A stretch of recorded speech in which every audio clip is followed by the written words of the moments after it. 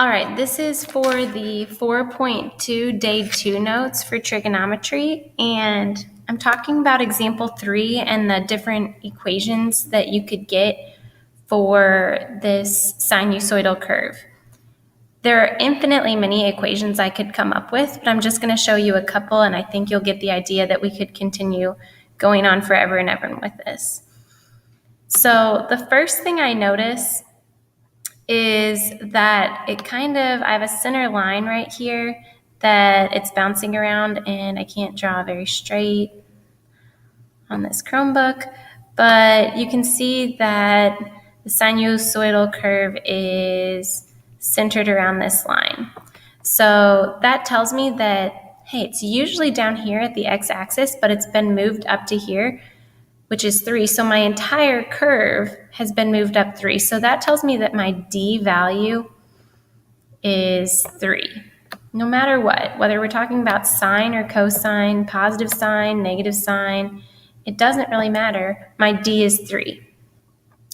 Now, by the way, the general form for either sine or cosine, we have y equals, really slow with this, y equals A times the sine of B times x minus c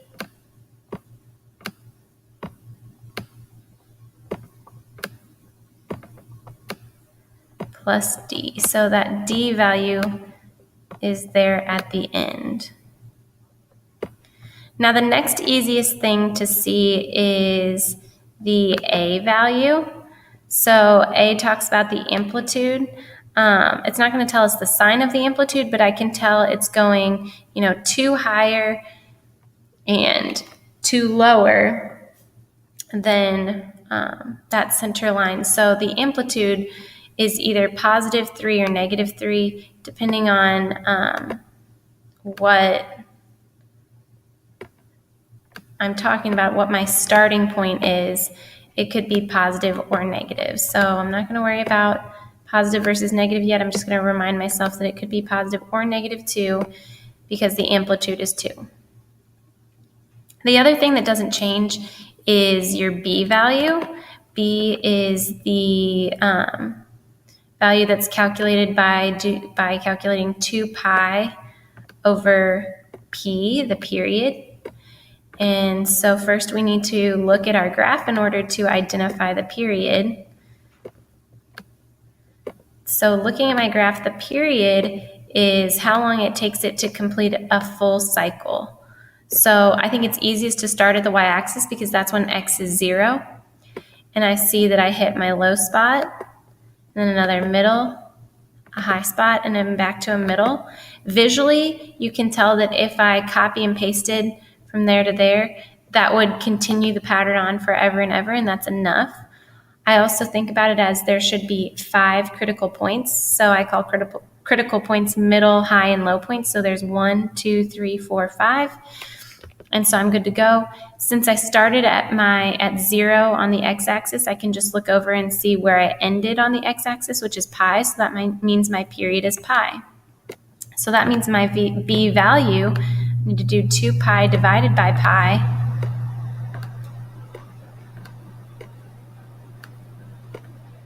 And that is just 2.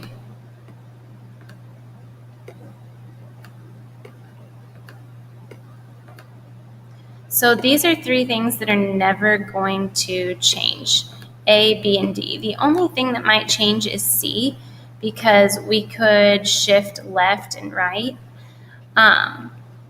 But let's start with maybe the easiest one, which would mean let's start with not worrying about shifting left or right, saying we're starting right here on the y-axis, because that's what sine and cosine, that's what we usually recognize is sine usually starts at a middle point and then it goes up. So sine usually starts here and then it goes up to 1 and then it goes back down. So sine usually looks like, let's see, This is what the regular sine curve usually looks like.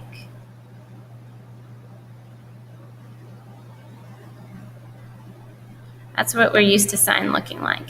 But you can see, this one also starts on a middle value, but since it's going down first instead of up, I know that when I write my equation for that, it's been reflected over the x-axis. So that means I'm going to have negative in front of my a. So that whole plus or minus a thing here comes into play. Instead of positive 2, I'm going to have negative 2 for my a times the sine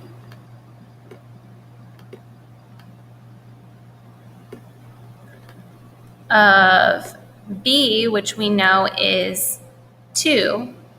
And usually we would have to do x minus c if we shifted left or right, but my starting point is on that y-axis, so I'm not going to worry about it shifting left or right. It did not shift, so I can just put x and be done with it. There's no c. And then I have to add d.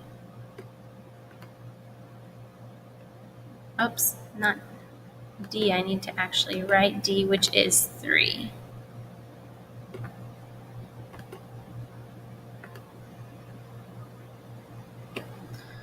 All right, so you can see that's really the one that I already have in here, negative 2 sine of 2x plus 3. It's the same one. But I want to show you that we can come up with a different one as well. So I'm going to actually erase. Oh no, I erased everything. I didn't mean to erase everything. But if you still remember those other things we had. So again, a starting point, instead of starting here, if I wanted to use sine, I could start at a different middle point. Remember, sine starts at middle point, so I want to identify a middle point. So again, I'm using sine, but this time starting at the middle point, when I go to the right, it's going up. So that's going to be a positive a value. So I'm going to use that positive 2 instead of negative 2. And again, I said I'm using sine because I'm starting at a middle point. Remember that we said that the b value doesn't change, and that was 2, even though I erased it, times x minus c. Now this is where it gets a little weird. We have x minus c. So we shifted to the right, so it's really a positive b value. We shifted to the right pi over 2. We're pi over 2 away from the y-axis. So it's minus pi over 2.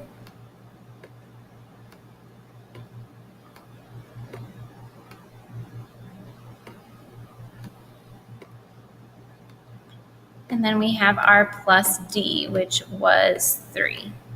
And I'll show you if I put this into here. So I'm going to put that same function in, and you'll see that it'll end up in the same place. So 2 sine of 2 times x minus pi over 2. But then it needs to be shifted up 3. And there it is. It's right on top of that other one. So that just shows you, hey, it's the same thing. So while I'm at it, I might as well erase the rest of this.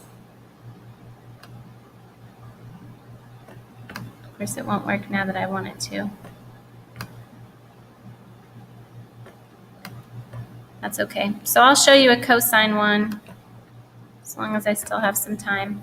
So cosine, we like to start at a high point, so we could start here, or we could start over here, but I'm going to start here. It's closer to the y-axis. It'll be less of a shift. So we like to start cosine at a high point, and we sure are, so I can go ahead and say 2 cosine. I'm going to use positive 2 since we are starting at a high point. If we were starting at a low point, I would have to say negative 2 cosine. So positive 2 cosine of, remember, my b value, I only have 30 seconds. My b value is 2 times x. Now I shifted to the left, and I shifted to the left pi over 4, so it would be plus pi over 4. And we would finish it out with that plus my d value, and I'm going to get cut off.